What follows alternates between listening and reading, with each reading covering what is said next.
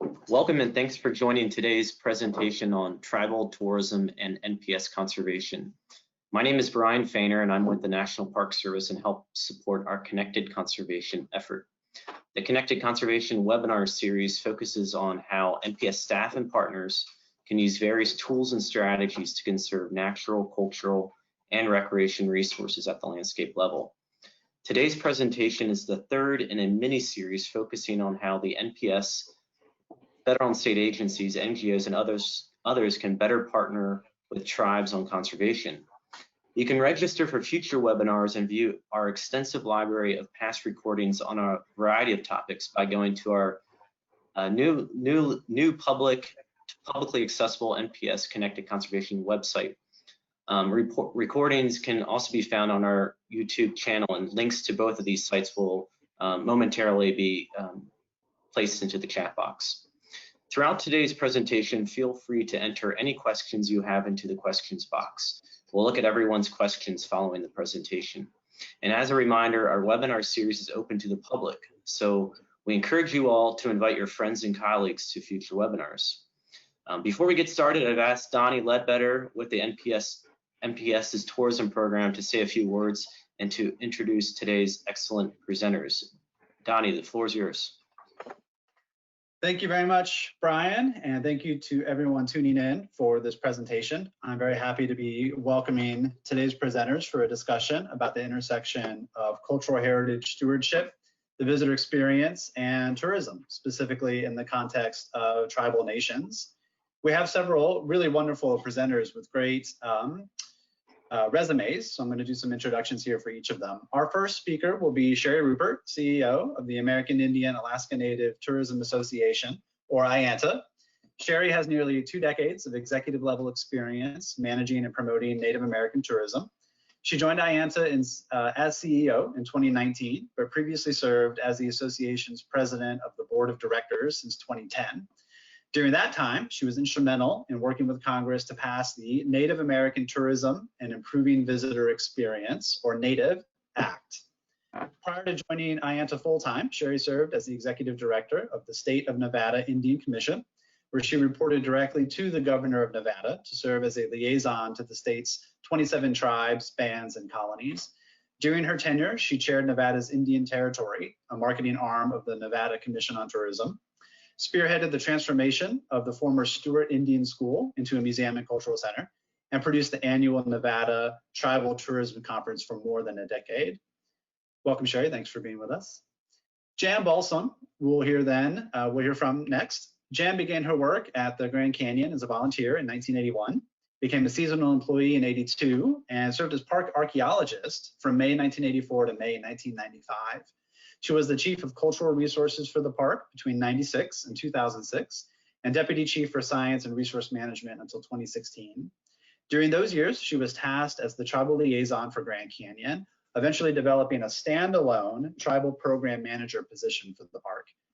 In 2016, Jan became the senior advisor to the superintendent of the park, continuing her work on high-profile stewardship issues and tribal programs. She is currently the acting chief for communications, partnerships, and external affairs. We'll then hear from Kaisa Barthuli. Kaisa has worked with the National Park Service since 1990 in cultural resource management. She currently serves as program manager of the National Park Service's Route 66 Corridor Preservation Program. Through a program of grants and technical assistance, she works with individuals, nonprofit organizations, communities, tribes, and other government agencies to preserve and revitalize the special places and stories associated with the historic Route 66 from Chicago to Santa Monica.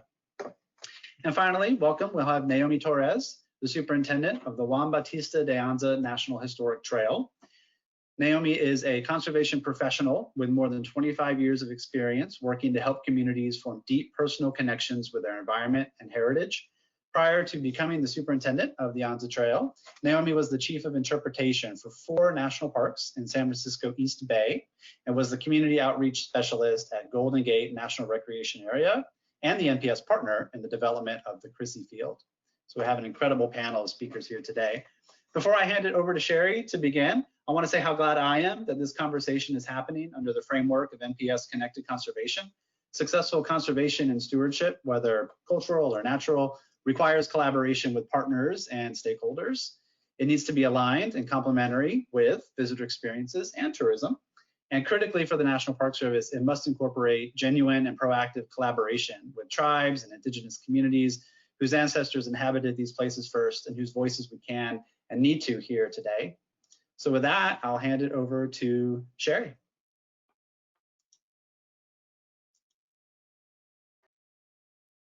Thank you, Donnie. So Donnie, you're gonna go ahead and advance the slides for me today. So if you could go actually to the next slide, I'd appreciate it. So I'm with the American Indian Alaska Native Tourism Association, as Donnie said, and we just want to thank our partners for the invitation to provide this information to you today. Next slide. So just a little bit about me for those of you that don't know, that I haven't met yet. I am from the state of Nevada, as Donnie said, but I'm Paiute and Washoe from the state. My grandmother's people are from the area nearest Mono Lake and close to Yosemite National Park. And my grandfather's people are from the Lake Tahoe, Nevada, California area. Next slide. So a little bit about IANTA. For nearly 2 decades, the American Indian Alaska Native Tourism Association has served as the National Center for providing tourism and recreational travel technical assistance, training, and capacity building to American Indian nations. And we are a national nonprofit organization incorporated in 2002 to advance Indian country tourism. Next slide. Our mission at IANTA is to define, introduce, grow, and sustain American Indian and Alaska Native tourism that honors traditions and values. Next slide. So what do we do at IANTA? The heart of what we do here is education and training. The American Indian Tourism Conference is one way in which we do that. It's a week-long conference. Normally it's an in-person conference. This year it's a virtual conference, and I'm hoping that all of you will join us. It starts September 14th through the 18th, and it is virtual this year, and it is free to attendees. So please go to ianta.org to learn more about that. Go International is a 2-day training that we provide to tribes. For those tribes that are interested in entering into the international market, we bring in experts to talk about the different markets and best practices on how best to do that. Our Cultural Heritage Tourism Certificate Program is a six-week series of courses, topics in regard to cultural heritage tourism, and that's through our partners, George Washington University. We also prepare tribes to participate in international marketing and trade shows and domestic trade shows as well. We outreach to tribes to help them to develop content and populate NativeAmerica.travel. And if you would go to the next slide. So NativeAmerica.travel is the only destination planning website representing American Indians, Alaska Natives, and Native Hawaiians across the United States. The site connects travelers to unique and authentic American Indian, Alaska Native, and Native Hawaiian destinations and experiences.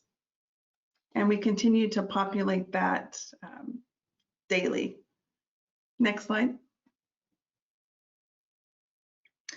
And what many may not realize is that our public lands, including the national parks, are our ancestral homelands. Native people have deep ties to America's national parks. For example, more than 25 tribes have an ancestral connection to Yellowstone National Park. And as you're going to hear more today, 11 tribes inhabited Yosemite National Park. Next slide.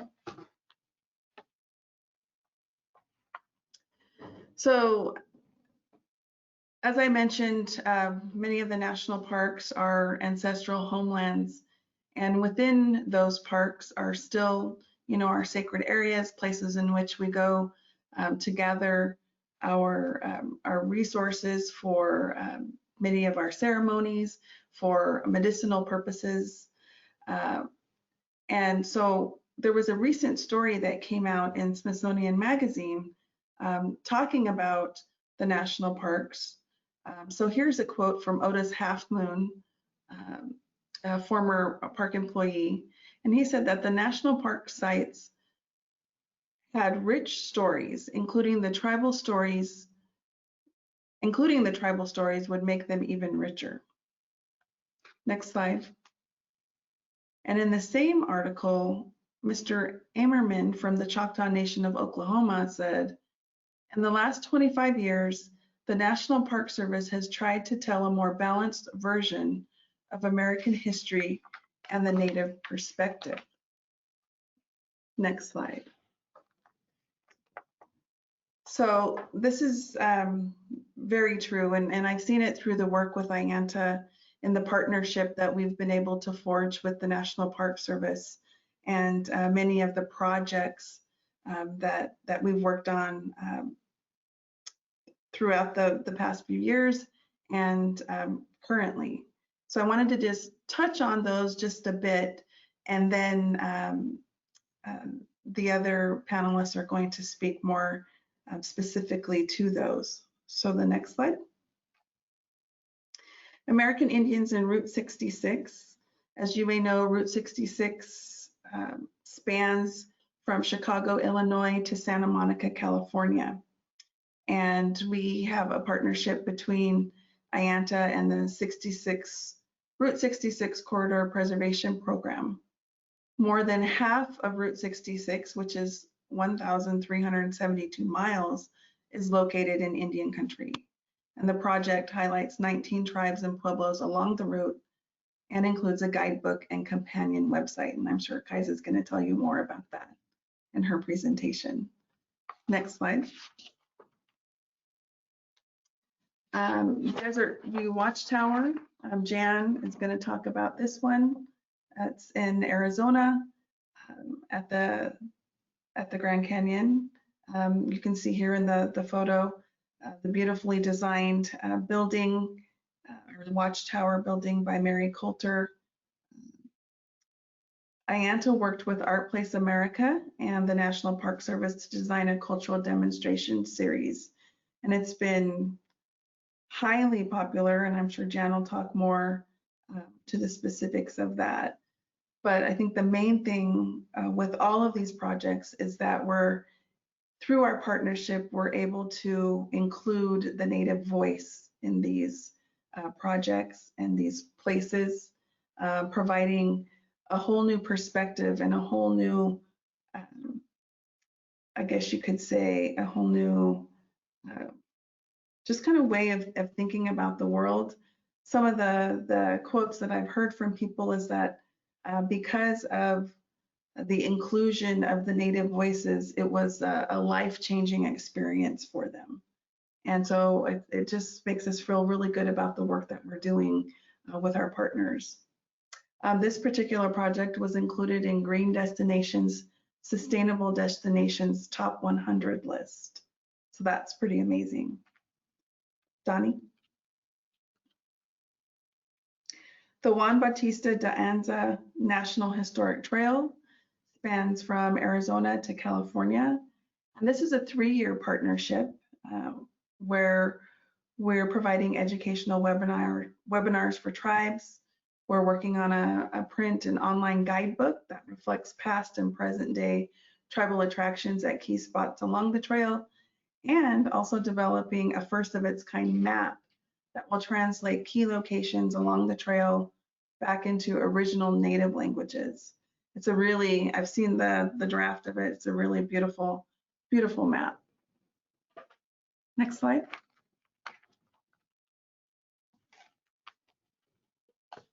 And then also one of our current projects, the Lewis and Clark National Trail.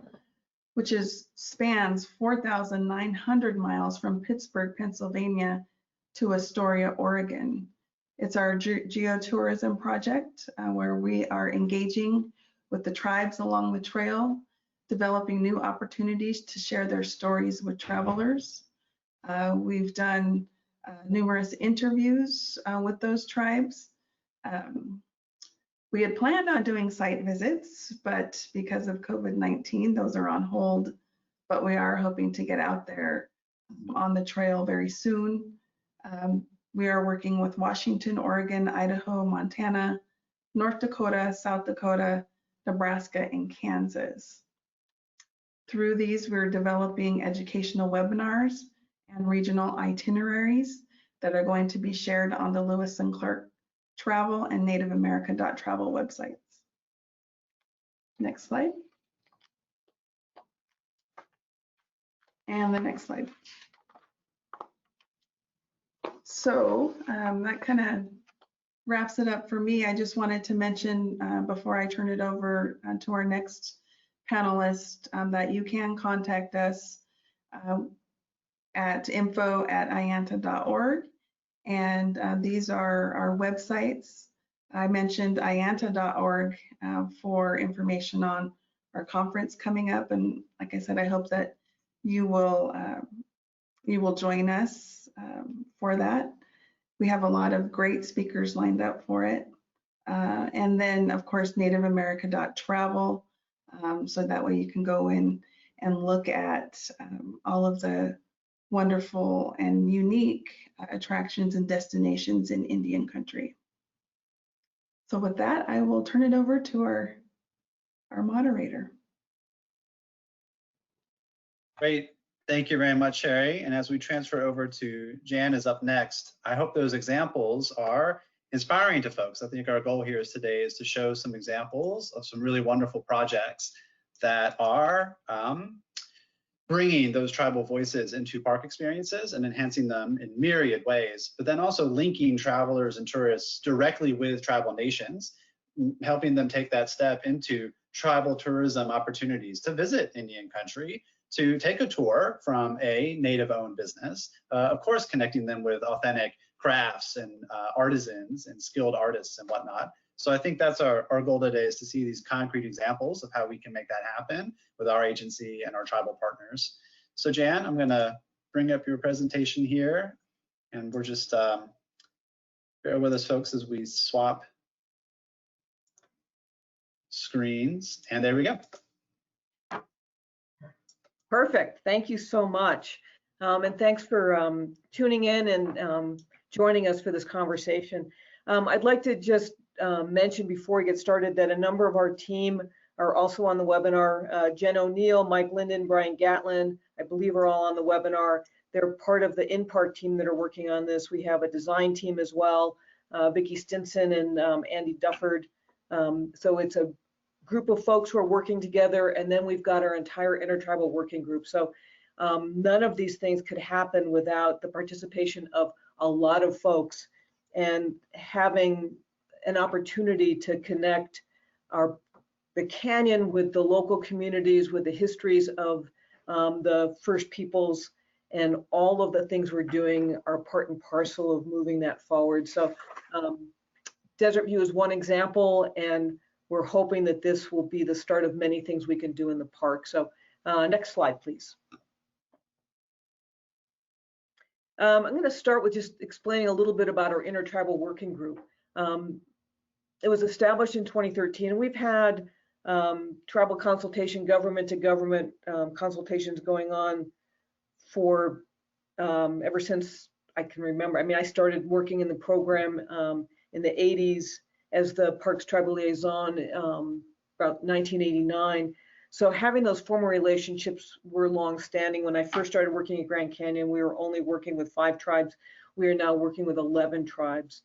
And within that construct, we went towards a program of working not just officially with the government-to-government relationships, but working at the community level as well, and inviting members of our associated tribes to participate in a different kind of interaction with the Park Service, and that's how our Intertribal Working Group got started.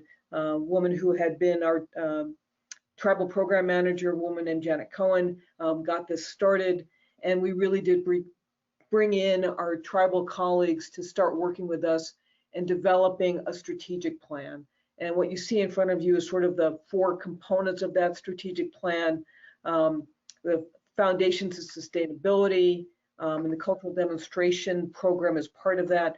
The first voice interpretation is another piece of that.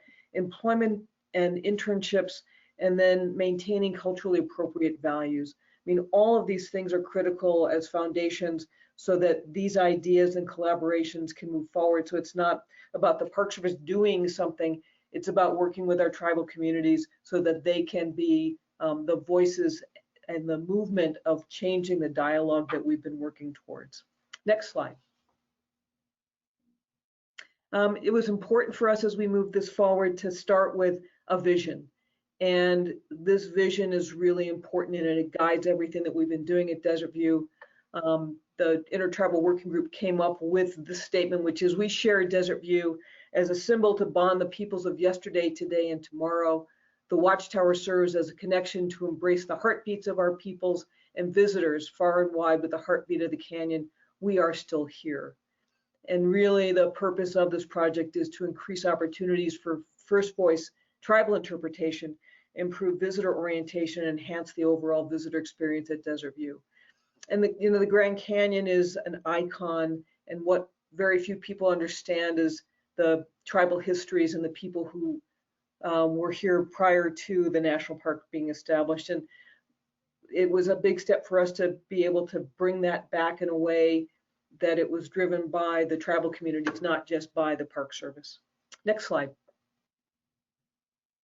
Background, in 2013, we established this working group, and the stars aligned to allow us to, the Park Service to get management authority over the Desert View Watchtower, and that happened in 2015. So prior to that, it had been a concessions facility.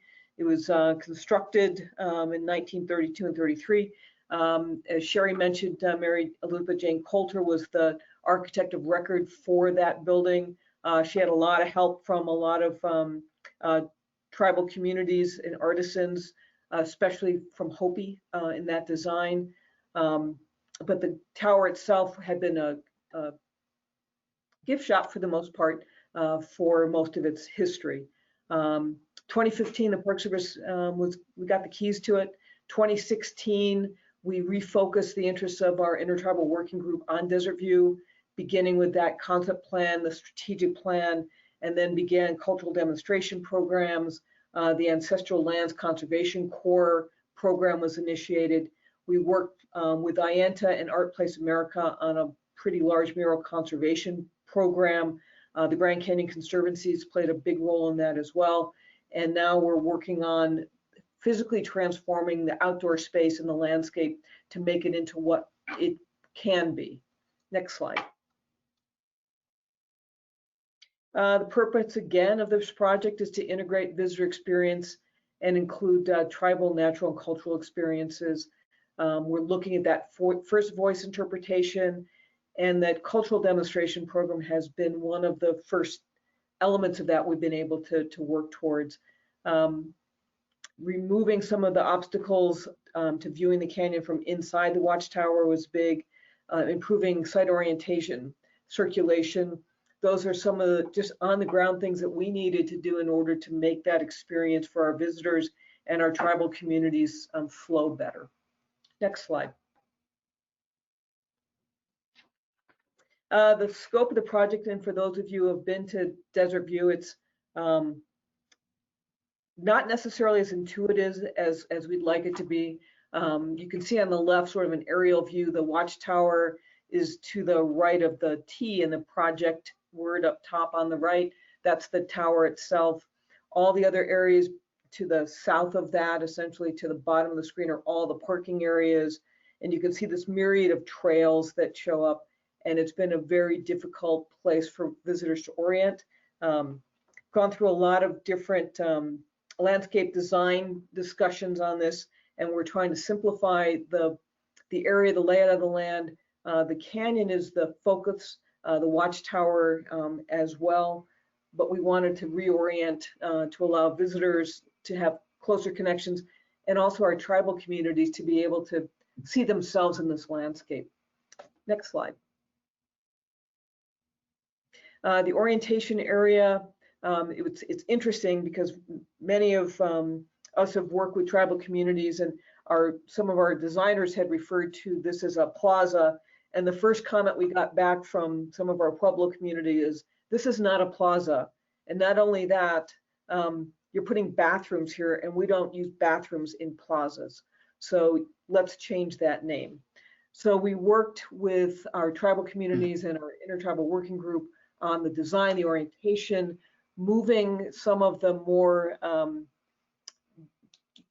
types of facilities that visitors need after traveling 30 miles out of the orientation area, and then starting to design in stone interpretive panels, incorporating in the ideas from our tribal communities, including the orientation of the river and the Little Colorado River as it meets the main Colorado River, so that there was a sense of place established, and also recognizing as you move into the site that you're moving from the parking area through a gateway into something that's special. Next slide. We wanted to include an amphitheater within the area, and you can see within the images that we've been working with amphitheater designs using natural materials, trying to come up with ways that we could honor the past design.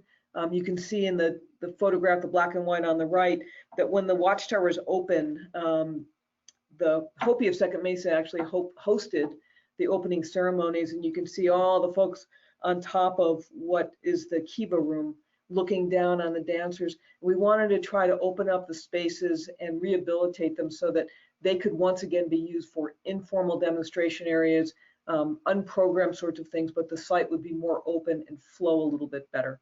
Next slide.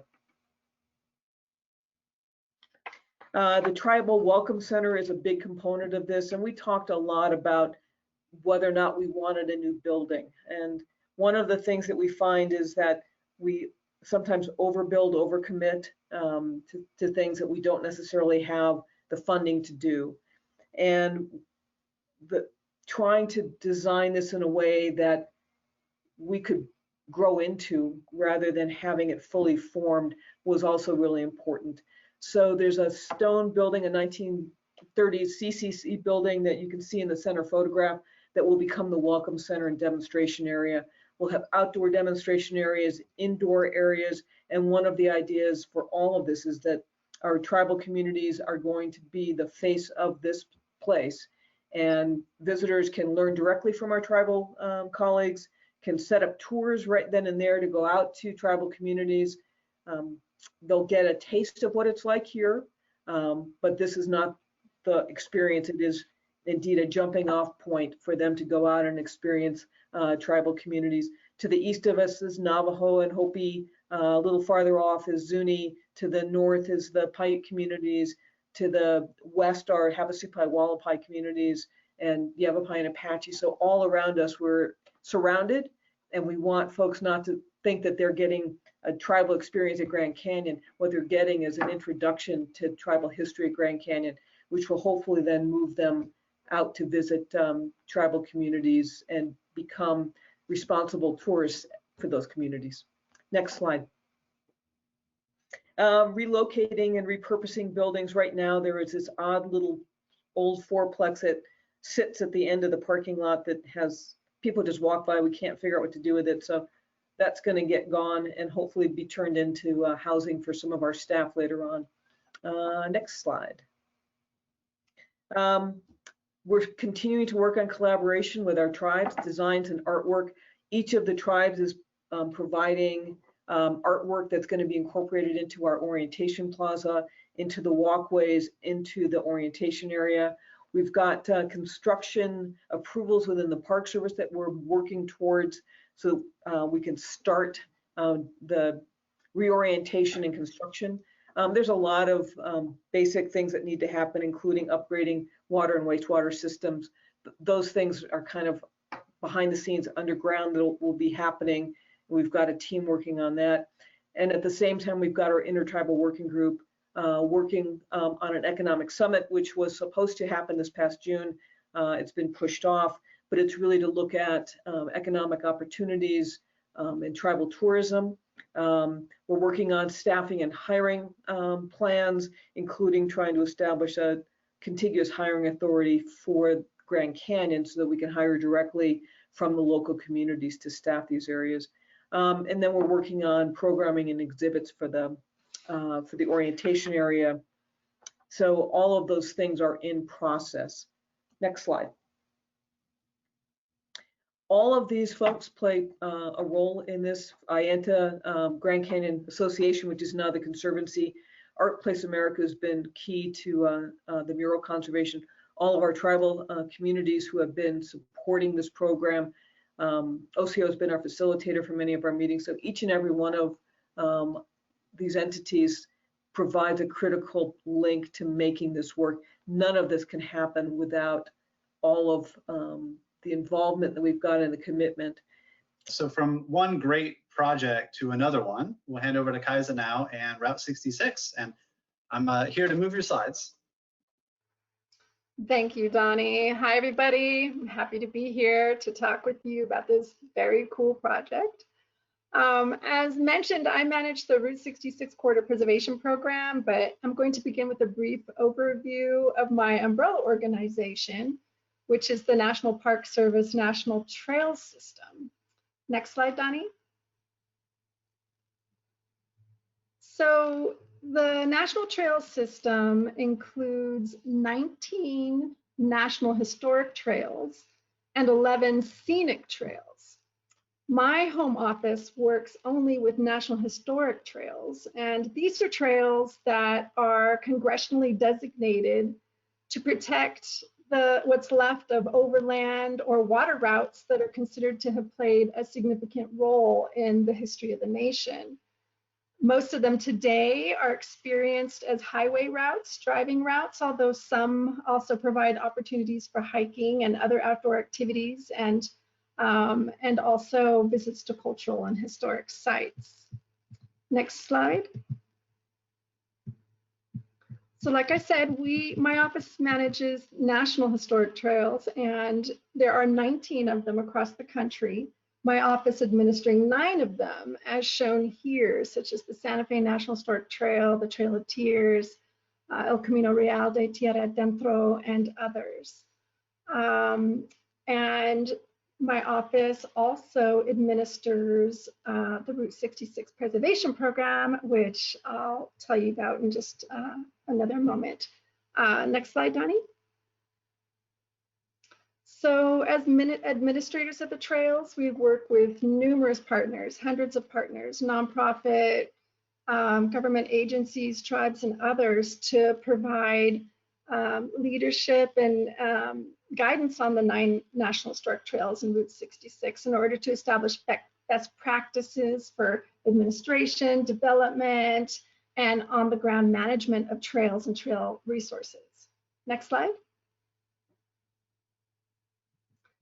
Like I said, our office also administers the Route 66 Corridor Preservation Program. And while Route 66 is not a National Historic Trail at this time, although there is legislation pending for this, the Trails Office administers this program, which is a program of financial and technical assistance to preserve the important places and stories of the iconic American highway. Next slide. So this is a map of the 9 trails my office administers, which, as you can see, spans a vast amount of North America. And as such, there are approximately 250 potentially affected tribes across the 9 trails and Route 66. Many of the trails have been designated for the settler and colonial stories they tell, and as such, there's a critical need for first voice interpretation of these 19th and 20th century events and aspects of history. And it's very important for these interpretations to inform and point visitors the way to genuine cultural experiences. Next slide. So now I'll move to our case study project that is one of several that my office has been working on to advance First Voice perspectives along historic Route 66. And this is the American Indians and Route 66 project that Ayanta partnered with us on. Next slide. So the project began with a mutual understanding that the standard narrative of Route 66 has typically been about the Corvette or diners or neon signs or the Anglo-American family going on vacation. But because Route 66 is an icon of America and a mirror reflection of American history and culture in the 20th century, it's important that all Americans be able to find their story in the road. So recognizing this, Ayanta and the Park Service partnered through a grant project to shine light on American Indian Nation perspectives and experiences of Route 66. Next slide. So when the tribes are centered, we understand that Route 66 is an overlay to a much bigger story. And when talking about Route 66, you know, the tribes are a very important part of understanding the road, especially in that it passes through or near more than 25 American Indian nations today. Next slide. So funded in 2014 with a $25,000 grant from my office and $29,000 matching funds from Ayanta, the goal of the project was for Ayanta to work with the tribes across the route to develop a travel guide and a website that would provide a first voice interpretation of the highway. And the primary objective was to introduce travelers to the tribes living along the route and to share and educate about, again, genuine cultural experiences along Route 66 from Chicago to LA. Next slide. So this was an outstanding project administered by Ayanta and written, photographed, and designed by Lisa Hicks Snell, a Cherokee publisher and editor of Native American Times and Native Oklahoma. The process included engaging the 25 nations, holding project kickoff meetings, getting out on the road to conduct research and collect oral histories, and ultimately to develop and publish a hard copy travel guide with a companion website. Next slide. So now I'll just share with you some of the resources that were developed as part of the project, resources that were designed to meet both educational and tourism goals. These included this map showing the tribal nations and lands that Route 66 passed through historically and today. Next slide. And we also provided a map that makes travelers aware of how tribal lands and territories have changed through time. Next slide. This is a glimpse of the hard copy version of the guide. A major objective of the guide was to dispel the myth of the homogeneous, monolithic view of Indigenous culture that Route 66 and Hollywood both helped to create and promote. The guidebook spends quite a bit of time trying to shed light on these stereotypes and the fact that there are dozens of American Indian cultures along Route 66 with their own distinct and beautiful traditions. One of the most important parts of the guide are the black sidebars, which tell different stories of Route 66. Next slide. So within these black bars, we were able to present a number of different stories. We were really fortunate to have 19 of the 25 tribes choose to participate in the project. And some of the stories we heard were through the oral history collection were about eminent domain and how construction of Route 66 robbed tribes of land and appropriated Indigenous cultures for commercial gain. In some instances, like New Mexico's Isla de Pueblo, tribal members put up armed resistance when Route 66 began cutting through their land. Next slide.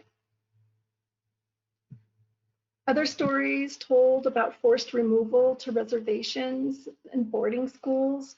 Route 66 was the road that took children away from their families. Next slide. And also stories about relocation to cities as a result of the Indian Relocation Act of 1956. Next slide. There were also stories of new forms of dance, ceremony, art, trade, economy, and socializing. This was an era of greater mobility for many folks and a time when many nations established tribal sovereignty within the US system. Next slide. So here are some examples of some of the powerful accounts that were collected through the Oral History Initiative. For example, I'll just read one of them. We often refer to the 1930s and the Great Depression as a second trail of tears for the Cherokee people.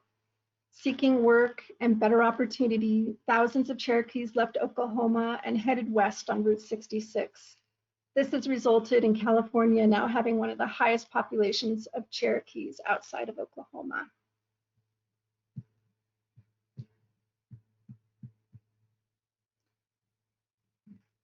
So the guidebook, which starts in Illinois and follows Route 66 through Missouri, Kansas, Oklahoma, Texas, New Mexico, Arizona, and California, dedicates 2 pages to each tribe of historical and cultural information, along with lists of events, attractions, and accommodations available for travelers.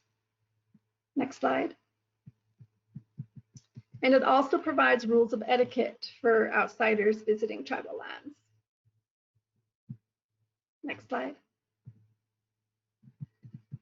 So this was an extremely successful project. And in fact, I think that most of the hard copy guides are now gone and that it's time to probably revise the guide and republish it and reprint it. But the success of this project led to both IANTA and my office to consider what more we could do on Route 66, but also with the 9 National Historic Trails we administer. So as a result, IANTA and the National Trails Office have now signed a memorandum of understanding to do more work together that supports first voice interpretation and representation on the National Historic Trails and Route 66. So this will include engaging and assisting tribes in the planning, development, and promotion of tribal history and interests as they relate to the National Historic Trails, improving and developing waysides and other visitor tourism products, raising public awareness of travel and tourism opportunities on federal and tribal lands relating to the National Historic Trails, all with the ultimate goal of producing long-term economic, business development, educational, and recreational benefits to the tribes. And this will include an emphasis on protecting and promoting the natural, cultural, and historic resources related to the tribes and the National Historic Trails, and to promote integrity and authenticity of project sites, activities, and products, and to promote sustainability and environmentally sensitive practices relating to heritage tourism activities and National Historic Trails. So thank you very much, and I welcome questions at the end and appreciate the opportunity to share with you about this project. Well, thank you very much, Kaisa, and that's a perfect segue to a next phase and extension of that work, and the bringing up our final presentation here. Naomi, the floor is yours, and I'll get you set up here. All right, thank you, Don. I'm glad to be here, and thank you, Kaisa, for doing the introduction on the National Trails. It's great to be really represented here on the National Trails system and the work with IANTA. So just want to share with you a project that we're in the middle of, and that is a tribal travel itinerary along the Anza Trail. And I'm really happy to be working with IANTA. We embarked on this project about a year ago to develop a travel guide, a tribal travel guide. And really the inspiration was the Route 66 project. And we're so excited how we could do that with the Anza Trail. So with the knowledge gained from that project and then the projects that IANTA did, we embarked on this project to develop and publish an 80-page tribal travel itinerary, as well as a detailed map highlighting the places that are important to the tribes. So I'll share with you a little bit about the Anza Trail and our project together. Next slide. So this is a clear image of the Anza Trail. The Anza Trail is one of the 30 national scenic and historic trails. It commemorates the Spanish colonial, the route taken by Spanish colonists in 1775 and 1776, led by Juan Bautista de Anza. Included in that colonizing expedition were 240 men, women, and children, and 30 families who left the states of what are now Sinaloa and Sonora, Mexico, and they traveled up, following the rivers through what's now Arizona and California to San Francisco to establish the Mission and Presidio of San Francisco. The congressionally designated route begins at the border in Nogales and runs Arizona through California. But as we know, this trail is not about just the journey of these people, it's about the people and the places along the route. Next slide, please. It's a little tough to see, but you can see the red route. And on that map, it indicates some of the places that were important to the tribal communities along the route, as well as in the green, it's hard to tell, but those are many of the tribes that were that inhabited and continue to inhabit these places. So there were many tribal communities along that the trail passes through, and also these were well-traveled paths. This route was not a new route, and probably likely a collection of many well-traveled paths and indigenous trails. So our intent on this project is kind of almost in a way like to flip the script and to highlight and to chronicle the stories and the places of the tribes located along the route and within 100 miles of this corridor. And we really want to share the perspective of First People and the places that are important.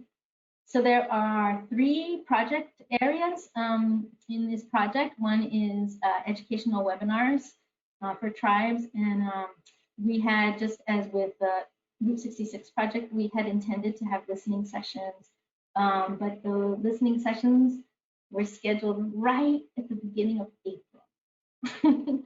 So right when COVID shut everything down. So we adapted to educational webinars for tribes, and then the other 2 products are the online guidebook, an 8-page online guidebook, and a detailed map. Next slide, please. So this gives you a sense of some of the images that you'll see. So in about a year, with conditions changing regarding travel and COVID, we hope to have an 80-page printed travel guide for the public, detailing the tribal nations along the corridor. And it'll highlight tribal history, cultural outreach, and especially tribal business attractions. And this work now is really becoming more important as many of the tribes were impacted by COVID. Next slide, please. So we're really grateful to be working with IANTA, who have a really wonderful reputation, and they brought onto the team 2 individuals on this project. One is Steve Reese, who's a travel writer. And when it becomes possible, the plan was that he would be out there reaching out to tribes, having personal visits, and meeting with tribal historians, cultural center, and tourism representatives, and other stakeholders. And so he'll be out there once it's really possible to do that. And then the other is a cartographer, and this is the other part of our project, and that is Dr. Margaret Pierce, who's a cartographer and a writer by name. I just want to share with you what she does, because so impressed with the work that she does. She's devoted to narrative map design for building dialogue along Indigenous geographies and climate action. These interests led her to projects like Coming Home to Indigenous Place Names in Canada, and a map that re-envisions Canada through language and geography of its Indigenous people. Next slide. So this is the map that she did in Canada. It's a beautiful map. It can be found online as well. And so we'll see something similar with the map of the routes along the route with the Indigenous placings as allowed in consultation with the tribes, to be able to really highlight the richness of the history and the resilience of the tribes along the route. Next slide, please. So that's an explanation of the project, and I just want to share with you, and I think like basic, and then we'll flip the script. But much of the story of the expedition that we've shared is really the diaries of Ans and Font, and often we reflect the contact between the tribal nations, and including a specific one in Yuma where Salvador Palma, a Quechan leader, organized and assisted members of the expedition to help them cross the Colorado River. And there are stories of contact between the expedition and the tribes all along the trail. So, interweaved in that, we really want to highlight the stories of the places. And in Yuma is such a really good example of a long history prior to the Anza expedition, and long, many stories after that. Next slide. And here's just another example of the places that we really want to highlight. Next slide. As well as the people and the stories of the people in the tribes that are located in Southern Arizona, Southern California, Central California, and Northern California associated with the trail. Next slide. So we're really excited to be working with Ayanta on this collaborative project, and right now it's a work in process, and I've learned so much working with Ayanta. And in this process, we also, what really highlighted the work is that just the impact that COVID has had on tourism, and the importance of this project now, and being able to raise awareness of the tribes and promoting native tourism, and helping tribes recover from the impact. So I encourage you to keep in touch if you, and then also I encourage you to participate in the conference. I've learned so much even just participating in the conferences. And we hope that in a year from now, you'll have access to this 80-page document, and you will marvel too at the beautiful map that's being created. If you have any questions, I'll be able to answer them at the end. Thank you.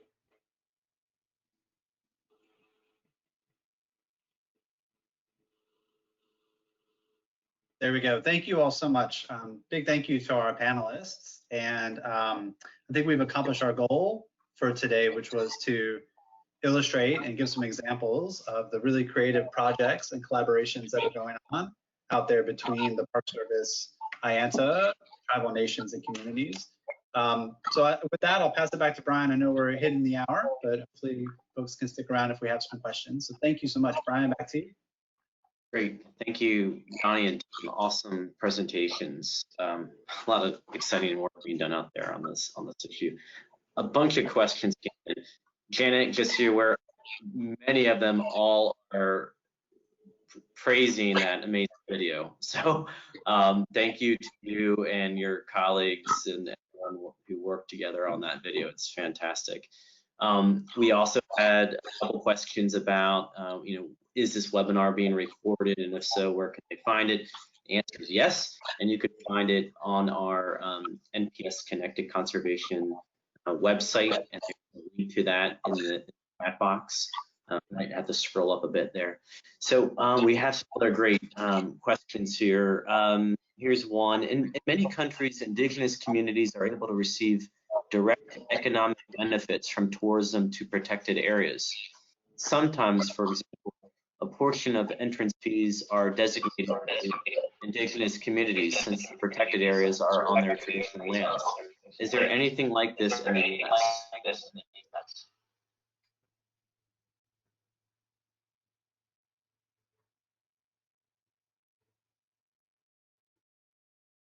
That's a big question, and I think our hesitation to jump in and try to answer probably shows that I personally don't know anything off the top of my head, in the American landscape like that, but I do know, of the examples that someone is referencing to in other countries. I mean, that's a big question about how fees are set and the congressional authorities and oversight over fees and how all that is directed.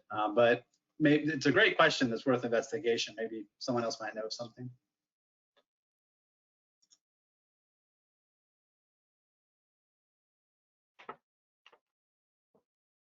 I think it's actually worth a little more follow-up on it. I don't know anything offhand, but I know that we've looked at opportunities for ways to work within our fee structure to try to augment some of the fees for tribal lands that are adjacent to us. I mean, that's something that we're still exploring.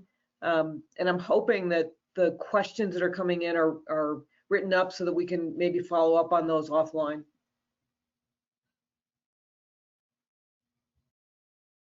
Great. Here's another question. Maybe this one's a good one for you, Sherry. What is the biggest challenge to partnering with the Park Service from a tribal perspective? I think, let's see, I am unmuted.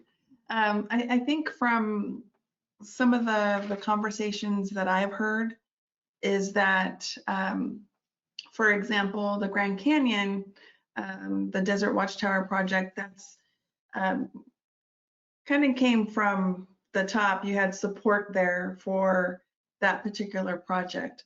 But in other parts of the countries and other parks, maybe the tribes don't have as close of a relationship with their park. And maybe that park isn't as open. We're hoping through these projects that we change that. And I'm hearing more and more that tribes are now feeling empowered because of these projects, because of coming to our conference and hearing about all of these great relationships, that they're now going out back to their communities and back to their national park and beginning these conversations with them. So I think maybe in the past, there has been some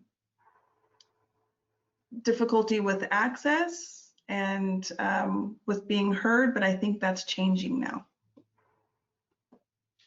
Great. And here's a related question. How important is it for parks to have a designated tribal liaison?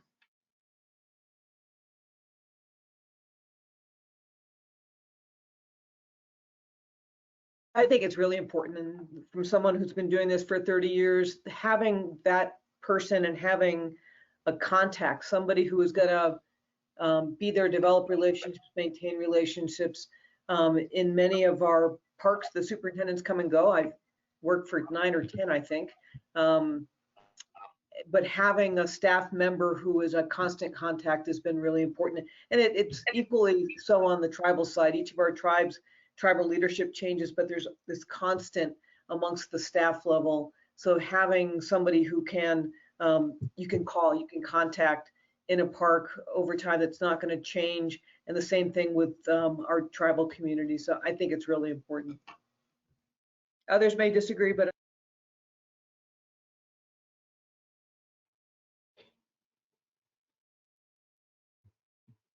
here's another one. I guess best for you, Kaisa. Is the Route 66 travel guide available for purchase? It's not available for purchase. It was always available for free. And I don't know what, well, in fact, if you contact me, I have some of the precious few ones left, and I'd be happy to share. I don't know, Sherry, if your office has more at this time, but I think we're out too, running really Kaisa. low. I think we're running really low. So yes, but feel free to contact me, and I'm happy to share it with you. I understand you have PDF files of that digital files.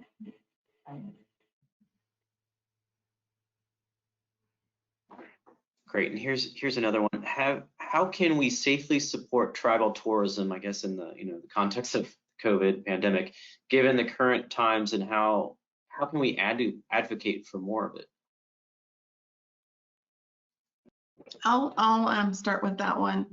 As you know, COVID has been really detrimental to many of our tribal communities, and many of the tribes have closed their borders to non-members, and that's in order to secure their most prized possessions, which are their elders. Right, our elders are our tradition keepers, our story keepers, our language speakers, and so it's been imperative for tribes to do that. And so what I would suggest is that before you plan travel or are promoting travel to Indian country at this point, that you do some research and find out if they are welcoming non-members and visitors onto their tribal lands.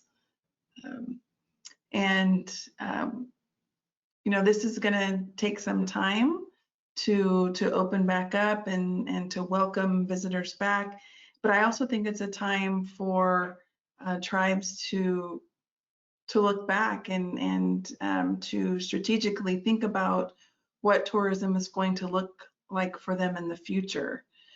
Do they want more visitors, or are they going to be more selective on the types of visitors that they want to come to their lands? And a lot of this discussion actually was going on before COVID, because they were seeing visitors come and being disrespectful to the natural resources, leaving garbage behind, that type of thing. And I think the tourism industry as a whole is looking at that. And I know for sure the public lands agencies are looking at that as well. Yeah, I'd just like to add one thing that we've been struggling with at Grand Canyon, because we've kept our east entrance in Desert View closed because we had joined Navajo Nation, which has been essentially closed and continues to be. Our creative interpretive staff, led by Brian Gatlin, who's on the phone, have been working on a series of internet available histories and showcasing of our cultural demonstrators.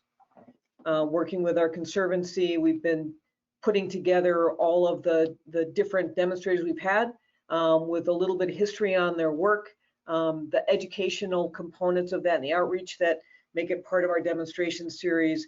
And they're working on that. It hasn't gone live yet, but that's one way that visitors who are interested can still access the demonstrators and the history and the educational components of why that's part of the series. It's not ideal, but it's a safe way to access some of the same information.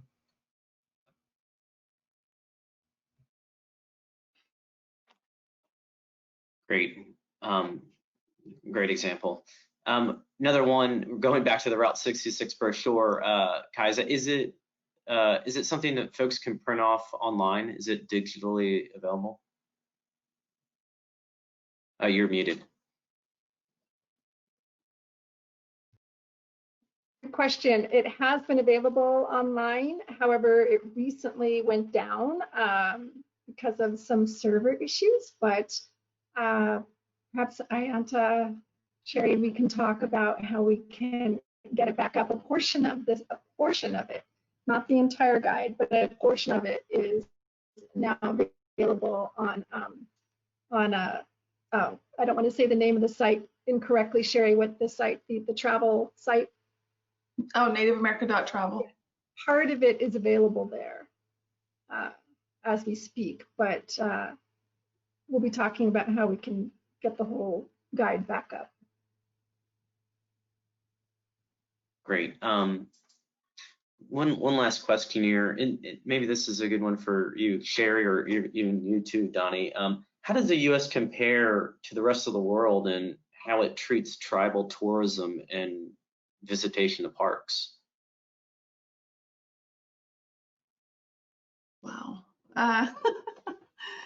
So, well, our neighbors to the north, the Canadians, have, I look at, what they've been able to do in the past few years, and it's been tremendous. And it has a lot to do with the support that they have from their government.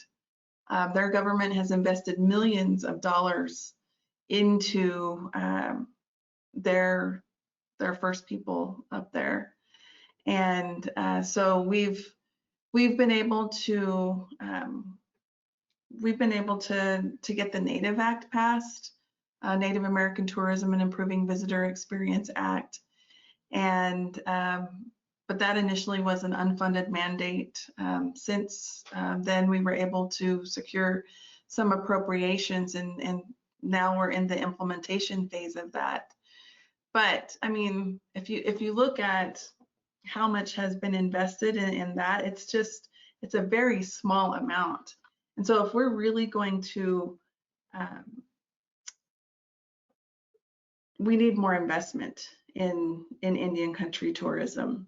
And so I know that some of the other countries for their indigenous tourism, they're just now beginning down this road. Our native people, indigenous people from all over the world have been welcoming visitors to their tribal lands, but they've not really had the support from their governments in order to do that. So there's always more work to be done. And I think that now is a great opportunity to do that, especially considering that people are going to be traveling close to home for the next few years. And I think Indian country affords them a great opportunity for an outdoor authentic experience. I'll just observe quickly too, I think in some other countries, it's also the fact that tourism development, tourism management is a lot more strategic and centralized, and might be developed and coordinated at a larger scale than we do traditionally in the United States, where tourism development and management is usually left to the state or local scales and municipalities. And even there, it's often heavily focused just on marketing. And so, within the National Park Service, we don't talk about tourism development or tourism planning. We chip at it, chip away at it in lots of different ways. But if you're not having a tourism development or management conversation, how are you going to have a parks and native country tourism development or tourism management conversation? You're kind of coming at it from different angles and different partnerships and collaborations, like the ones we've illustrated here today. I mean, these are tourism development and development and management collaborations. But I think we come at it a little bit askew and from different angles. And in some countries, it's a little more overt. It's a little more overtly strategic. Yeah.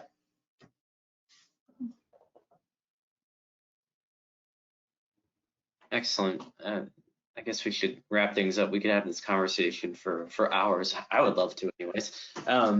Take your guys' brains. So fantastic conversation. That was a great Q&A, and the presentations were fabulous, of course, and as well as the video, Shannon.